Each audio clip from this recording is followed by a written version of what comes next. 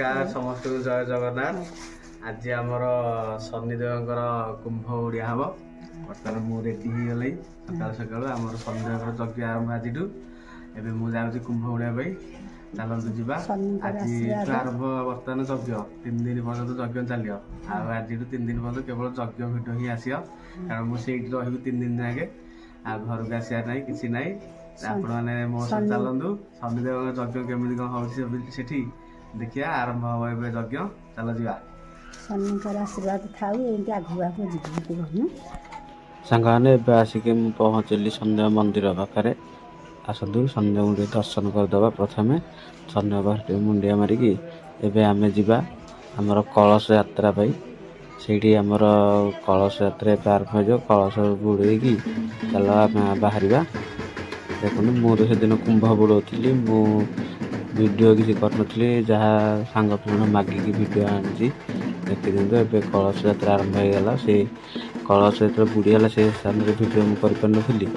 एवं आप देखु आमर सब साई परिक्रमा हो कलश यात्रा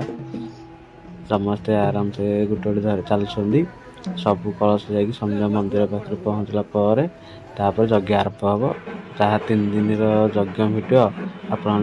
देखिए आप देखते कलश यात्रा मुझे छिड़ाई एत सारा लोक से दिन कलश बुड़े पूरा लाइन हो गोटे साइड्रे पूरा रास्ता पूरा जाम कर दीपटे साइड चलते देखा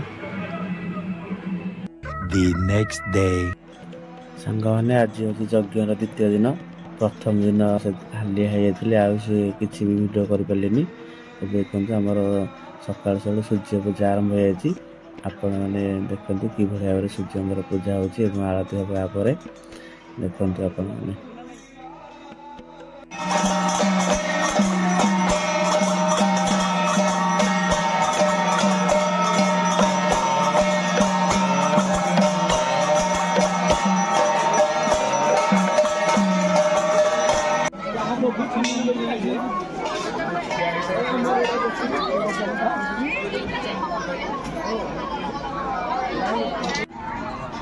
सांगे आमर सन्ध्या पाखे सूर्य पूजा सरी जाइए सूर्य पूजा सारिकी आमर सब पूजा कम सरला आम ए जाऊँ बर्तमान कौन जलखिया करी जा घर की आसला देखिए यज्ञ स्टार्ट हो सूर्य पूजा सरला यज्ञ स्टार्ट हम यज्ञ भिडियो देखिया आपर आमर कौन आज है द्वितीय दिन काली है तृतीय दिन यज्ञ शेष काली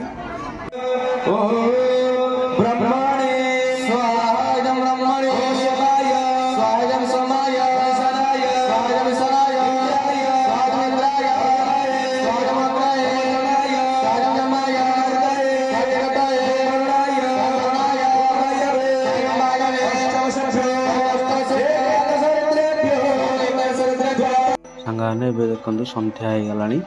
से आमर सन्ध्या आरती आरंभ हो जाती आपण मैंने सन्ध्या आरती कि भाव हो देखी दिंतु आपर आज आमर भजन समारोह हम ये भजन समारोह